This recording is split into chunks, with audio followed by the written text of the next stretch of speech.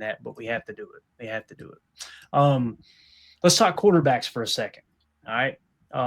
You got a key matchup here. Jordan Love, albeit he's a little banged up, against Jared Goff.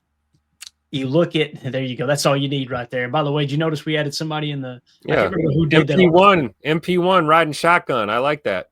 Well, it's MP1's head. You can see it floating around in there. I don't know who did the Photoshop, but I greatly appreciate it. This was sent to me over on Twitter by somebody, so I'm sure they stole it off of someone. If you guys know who created that graphic, please give them credit in the comments. But Jordan Love a little banged up with the separated shoulder or what have you there against the Giants. Jared Goff, I don't think he's playing his best football this year personally. However, Fox Sports NFL put out a stock market ahead of week 13, okay, the quarterback stock market. And this is by, it looks like Henry McKenna's. All right, so that is his quarterback stock market. Number 1, Matthew Stafford. Number 2, Drake May. Number 3, Dak Prescott. Number 4 on the list, Jordan freaking Love. J Money, the dime thrower. That's right. Somebody once said that they gave him the number 10 because he only throws dimes. Receiver by 10 yards. So, with that being said, Jordan Love coming in number 4 spot. You had Josh Allen ranking 5th, and Jared Goff is up 2 spots to the number 6 spot. Now, he moved up 2 spots after playing the Giants, obviously. Jordan Love stayed right where he was at number 4, obviously having a low statistical game where we ran the rock a large majority of the time against Minnesota. Never really had to throw the football in that game much. So you're talking about, in terms of the Fox NFL's rankings here in their quarterback stock market, Tim, you're going to have 2 top 10 quarterbacks going at it on Thanksgiving, man. You've got one of the best tackles in the game going up against arguably the best pass rusher. You've got 2 top 10 quarterbacks going at it. You've got Christian Watson on one side at receiver. You've got Amon-Ra St. Brown on the other. You've got Josh Jacobs toting the rock for the Packers. You've got Jahmyr Gibbs toting the rock for the Lions. When you really sit back and think about this, these teams are built very similar. Yeah. But what do you think about this quarterback? We're talking about Josh Jacobs and Jahmyr Gibbs, right? Well, don't forget about Emmanuel Wilson and Mr. Montgomery too. RB2s are real deal with both of these teams as well. And just like you said, much like the the edge and O-line matchup we just discussed, much like the quarterback comparison, we're going to be in for a treat. Hell of a ball game. I'm sticking with this game's going to be decided by less than a tutter. I truly believe it. Yeah. And Chris in the chat says, win the turnover battle. Amen, amen, amen, amen. When we sort our PTA power rankings by the turnover margin column, all right, Green Bay is sitting in the number. They're tied for 9th in turnover margin. You guys know that's just basically the differential between how often you give the ball away and how often you take the ball away. So they're sitting in the 9th spot. Detroit is actually just ahead of them, tied for 7th. All right. So keep that in mind, that they are taking the ball away and protecting the ball a little bit better collectively, right, than the Packers are at the moment. So we've got to really win that turnover differential, Chris. I think you're spot on there, man. And when it comes down to Jordan Love and Jared Goff, who we've seen Jared Goff give the ball away multiple times in a game, and we've damn sure seen Jordan do that in the past as well. Specifically, if I remember correctly, against Detroit, where he got to scrambling through, I think he threw a pick 6, if I remember correctly. Was it to Kirby Joseph, I think? So now, obviously, them being without Kirby Joseph, who I think led the league in interceptions last year up there with Xavier McKinney, you think you like this, us having Xavier McKinney and Evan Williams healthy, them missing Kirby Joseph, you like your chances of Green Bay maybe winning that turnover battle a little bit better than Detroit. But what do you think about that, Tim, in terms of the turnover battle? Who do you give the edge to there, man? Because the numbers are saying Detroit, but things change as the season goes along. I think you flip a coin, right? And who's going to execute better out there? Bottom line, be at least +1 in that category if you can. But looking at their defense, they've got some key guys missing or banged up, and so do we. So it's going to come down to executing, right? It's bottom line. So as long as we're +1, I'll take it, man. I think that could be what determines who comes away with the win. Honestly, that one turnover, one takeaway could change the whole momentum of the game. Yeah, definitely. Let's take another look at a metric here. I'm going to give a shout out to Sam Hoppin on X. Make sure you'll give them a follow. Key quarterback stats as they put a chart together here. I don't know if I can get it zoomed in enough or not. I probably would have been better off the other way around. Let's see here if we can get a little closer. All right. Tim, could you tell me, I know it's fine print there, who's at the top of this list? Who is that right there? Oh, that would be Mr. J Money, Jordan Alexander Love, number 1, the number 1 spot.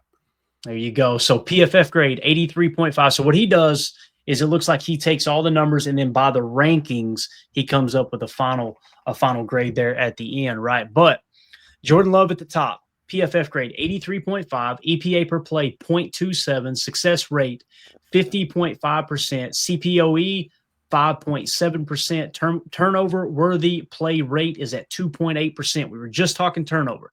This is the number I want to key in on. So Jordan Love is ranked 14th, it looks like, at 2.8%. Where is our boy, Jared Goff? He's at 1.8%. So he's definitely protecting the football much better than Jordan Love in terms of turnover worthy play rate. Now, when you look at some of the other metrics, clean pocket EPA per play. So with the clean pocket, Jared Goff is sitting fifth best at a 0.41. Jordan Love is best in the league at a 0.53. So if they can protect, if we can really hold back Aiden Hutchinson from getting in Jordan's face here too much, I think we got a really good shot at winning this ball game. When you go EPA per play, Jared Goff is 11th. Jordan Love is first. So again, that's just kind of give you an idea of where they rank. Now, another thing here, average depth of target, Tim, 6.3 yards for Jared Goff. That's 30th in the league. Jordan Love's is 8.1. That's 14th. So what's that tell you? Probably going to be trying to dink and dunk underneath, right? And that's what J.J. McCarthy tried to do last week. And when he did hold on the ball too long, he got smacked in the mouth. So not having Laporta here, as Chris says, that's a great point, sir. That's going to help, right? I can't imagine if Jared Goff did not have Sam Laporta all year long, his numbers would look this good, right? So they're pretty banged up, man. The Packers, the football gods, Tim, they have shined down on us for this one. We've got every opportunity to win this ball game. You just got to go out there, and you can't overlook the guys that are on the field, though. No, I agree wholeheartedly. And it's about doing your damn job, right? You've got to execute. You can only play the guy in front of you, And, I think at the end of the day, I'm looking forward to seeing what Hafley's got dialed up, defensively. I think we saw a lot more pressure than we've seen in the last few weeks against the Vikings. I'm wondering if that's going to be the formula tomorrow against Detroit. Maybe dial up some of those pressure looks. Yeah, it's funny you said that too, because when you look at the pressure to sack rate, right? So think about this, guys. This is basically when a quarterback is pressured, how often does he go down with the sack, right? Jared Goff's 14th in the league at 20.2% of the time. Jordan Love is sixth best at 14.3% of the time. So Jared Goff is not good at avoiding sacks. So if he doesn't play on time, if the ball doesn't come out early, there's a good chance you can hit home with a sack there for sure. So going to be interesting, man, to see how these two quarterbacks match up tomorrow. Going to be a lot of fun. So anything else you want to add to the Jared Goff versus Jordan Love comparison here, Tim? Anything at all, man? Yeah, J Money's winning that battle tomorrow. That's it. I know this, man. He's played damn good on Thanksgiving. We actually had a tweet earlier. I don't have it now, but what is it, like 5 touchdowns, no interceptions? His passer rating through the roof on his 2 games, 2 days, 2 Thanksgivings that he's played in since becoming a starter. Obviously, the first year was at Detroit, just like tomorrow, and then the other one was last year at home against Miami, which, man, they need to make that a regular. We got to play Thanksgiving Day at Lambeau Field is a must-have every year, dude. We need to figure out a way to let the league to let them have that. That'd be absolutely awesome. So, yes, sir. Anyway, even though we got this guy, this dirtbag, Reno 911's finest right there. Unbelievable. If you guys listen on the pod, like, what are y'all talking about? It's Ron Tolbert. What an asshat. He'll be out there calling the game tomorrow, boys. He'll be refereeing, so get ready for that. But in terms of the quarterback matchup, if you're watching this video back later, let us know what you think. Jared Goff versus Jordan Love at Ford Field. Who do you think has the edge? Do you think Jared Goff puts it together, even though they're a little banged up, missing his tight end one? Or do you think Jordan Love missing his tight end one and Tucker Kraft puts it together and the Packers get the dub? We want to hear from y'all in the comments. Detroit Lion fans, too, let us know, man. Hit us up in the comments. Let us know what you think about this matchup between Jordan Love and Jared Goff as well. And Detroit Lion fans, earmuff it. I don't want you doing this, but if you're a Packer fan, make sure you hit subscribe and click that bell icon so you're notified when we go live here in the future. All right. So, Tim, I was thinking about jumping in the PFF preview real quick. I don't think we really need to, man. I think we've covered everything pretty good. What do you think, man? Should we dive into the lineups a little bit, or do you think we should just wrap this thing up? How do you feel about it, man? I'm good to go either way. You know, if Yeah, you want 'cause, to I mean, do a little bit of a maybe not a deep dive, but maybe just a quick skim through. yeah, Yeah, let's do that. Let's do a quick give me little a glance. skim through. All right, so here are the lineups, guys, and let's make sure that we're going mostly 11 versus nickel. All right. So their offensive line from left to right, Deckard, 67.3, Panay Sewell, 95.9 over to the right side, and then back over to the left side at guard.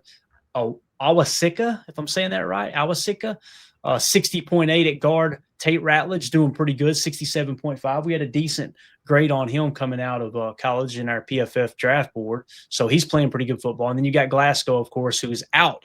So they don't even have anybody listed here, Tim. Who's going to play? It's got to be Tate, right? Got to be Tate Ratledge, you think? They might kick him in, I would think. I mean, I don't know. I'm not familiar with how they adjust their O-line. It's hard enough to pay attention to how we're adjusting our own O-line with the injuries we've had. But I would think that possibly they kick the rookie inside. Yeah. And then when you look at the rest of kind of the Tuesday players, if you will, Amon-Ra St. Brown, a 90.0. He's the fourth highest graded receiver. That's the receiver you got to stop. You cannot overlook J-Mo, though. Jameson Williams he is a threat. You got to really be aware of him. And then Jahmyr Gibbs in the backfield is grading out as the best running back this season with a 90.7. His run grade's 88.1. His receiving grade, 91.3. I was just going to say, don't forget about him in the passing attack, too. There was one game. You guys correct me if I'm wrong in the chat. I think he got targeted like 12 times or something in one game. It was unbelievable. So they definitely like to go to him early and often. And of course, the backup tight end they got listed is Brock Wright, who's out, right, Tim? Did we not say that? Or was he questionable? I think he was questionable. Yeah. So now listen, he hasn't graded out good, 53, 54, 48, 52, 52. But nonetheless, he's definitely no Sam Laporta. So again, stop Amon-Ra St. Brown and Jahmyr Gibbs. Don't treat Jared Goff like Joe Montano, right? Treat him like any other quarterback. Go out there and play your game. And some people got that Waterboy reference there. Just go out there and play your game. You'll be all right. You know, when you look at Carrington Valentine, 15th highest graded corner right now at 74.5. Keyshawn Nixon, if he plays, 68.2. He's the 32nd highest graded. Bullard keeps on climbing up. He's about to crack the top 40 amongst all corners, not just slot corners. Of course, you got Micah Parsons at a 91.8, and Rashawn Gary sitting at a 70 there. Solid grade for him. And then Devontae Wyatt, we need to get that grade up. But they're showing McDuffie and Cooper right here, 73 and 74. We did a deep dive on that where you get the 16th and the 18th highest graded linebackers. And now McKinney is the 8th highest graded safety. So along with Evan Williams, 72.6, the 22nd highest graded safety. Jeff Hafley's done a hell of a job with this defense. So absolutely. All right, let's switch gears now, Tim. Let's jump over to the opposite side of the ball. Let's go nickel versus 11. That's what we'll see the majority of the time. Packers offensive line, don't look now. They're starting to improve a little bit. Rasheed Walker, 67. Zach Tom, 81, right? You've got Aaron Banks is slowly creeping up around the 60 mark. He's the 44th best, highest rated guard. Guys, you got to count it as 64, right? Because they put left guards and right guards together in this group. He's 44 out of 64 in terms of starting guards, right? So that's better than where he started, no doubt about it. Now, Jordan Morgan, will it be him or Anthony Belton? That's going to be something to keep an eye on, Tim. That may tell the entire story on whether or not they think Anthony Belton could be the right guard moving forward. Of course, Darian Kennard will be that extra tight end when we go to those heavy sets, which I really, really have enjoyed watching that happen. So, yeah, I agree. And I'm looking forward to seeing Sean Ryan with another start under his belt. Let's see how he does. Yeah, let him continue to settle in, right? Yep. Their defensive line, Aiden Hutchinson's a dog, 90.7. There's your Tuesday player, along with Jack Campbell, a 90.0, second highest graded linebacker. Their defensive line, back to it, Muhammad in the middle, 72.6, solid grade there. So you got two really good defensive linemen. I imagine they like to put them on opposite sides, go 3 to a 9 or a 1 to a 9, maybe a 3 to a 7, 1 to a 9 type approach on the defensive front. But solid defensive front there. Jack Campbell's playing really good football. Yep. Josh Anzalone Jacobs too. Don't sleep on Anzalone as well. Right. They got good linebackers. Yep. And their safety, listen, Harper's stepping in. He's the 10th highest graded safety. Thomas Harper, former Notre Dame Fighting Irish, looks like he was undrafted. So, yeah, he's the 10th highest graded safety as it sits right now. Kind of looks like Kirby Joseph might be getting exposed a little bit, like, hey, maybe in this defense any safety could shine here. But he had all the snaps last week, actually the last 2 weeks. So he's definitely taken over that role from him. Coverage grade 73.9. So pretty solid performance there, man. Yeah, someone to keep an eye on, considering Brian Branch is probably not 100%. I mean, he's going to go, but he's not 100%.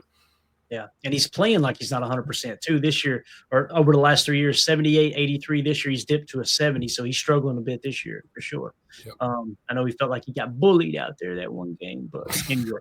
Wide receiver play for the Packers. Christian Watson, don't look now. He's the 10th highest graded receiver in the league. He's up to an 82.3. You see it in the run blocking. You see it in the pass catch and the route run, everything across the board. Terrion Arnold's banged up. He's grading out a 52.7. I think he's been banged up his entire career with that grade. And he's questionable, right, going into this game. So who knows?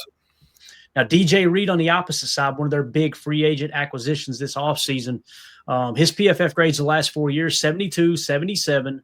Then last year, 70. This year, he's sitting at a 68. So not bad, but not crazy good. Amik Robertson, they're showing as the slot corner. Of course, we know Branch can play that role as well. He's grading out as a 54.2. So, yeah, I think it's going to be one of those things where if Matthew Golden plays, you're going to see a lot of Dobbs, Golden, and Watson when they go to 11 personnel, although Wicks has been earning more snaps too. He's up to a 66, been making plays. Jordan Love, your 6th highest graded quarterback in the league here at 83.5, and Josh Jacobs sitting at 80.9. I think Josh Jacobs, Tim, I think we'll wrap up with this. I think Josh Jacobs is going to come out here and go, you know what? Everybody talking about how good Jahmyr Gibbs is. I'm going to make them forget about him today. I'm going to go ahead and run my ass off. I think we could see a big Josh Jacobs game if he's healthy. Although, if somehow, some way you jump out to an early lead, limit those carries for Josh and let him get healthy. It's just going to be hard to keep him off the field, I believe, man. I agree. He was probably feeling that way last week against Minnesota, right? Just a few short days ago. So giving him that rest on a short week, I think he's going to be amped up for this game, and maybe they'll keep him, under a microscope a little bit, kind of keep an eye on him. But I'm with you, Clay. Hopefully we, get a 2 or 3 score lead again, and you can turn back the workload a little bit and give E. Wilson and Mr. Brooks some carries and get out of there with a dub. But Josh is just too valuable of a player to risk anything significant, because you're going to need him down the stretch for a playoff push. Completely agree, man. Completely agree. All right, guys, there you go. Just a brief little PFF preview. And again, with the power rankings, when you sort our power rankings, matter of fact, I'll drop it down and put it on the screen real quick for you guys. And guys, you can check this out over in our Patreon group. It's another perk to being a member at patreon.com/Packer Fan Total Access. You've got access to this right here. And again, this isn't my personal opinion with power rankings. It's all data driven, right? And you'll see the low score wins here. We got everything evenly weighted, winning percentage, offensive points per play, defensive points per play, offensive yards per play, defensive yards per play allowed, and turnover margin. Everything comes out to an average. We got the Rams 1, Colts 2, the Detroit Lions, we've got 3rd. And you're going, Clayton, how's their record so bad if you got them ranked so high? Great question. Ask Dan Campbell. That'd be my guess, right? That's probably on the coaches. They probably lost some games they should have won. Seattle is 4, and then Green Bay is in the number 5 spot as it sits right now. And they are right on Seattle's heels, which is a good place to be, I believe. So, again, that's just kind of how that shakes out. The big weakness for Detroit, defensive points per play. Their scoring defense has been pretty bad, which tells me when your yards per play allowed is 7th, your points per play is 12th, the red zone efficiency or the red zone defense has probably been pretty bad. So that makes sense. Absolutely. Shout out Excelio for putting that together for us too. Yeah. And get well soon, Excelio. Excelio down right now, boys and girls. My man been working too hard, and he's on IR with his boy right now. Yeah. Excelio hurt his back pretty bad, and anybody who's ever had a bulging disc or a ruptured disc, I've been there.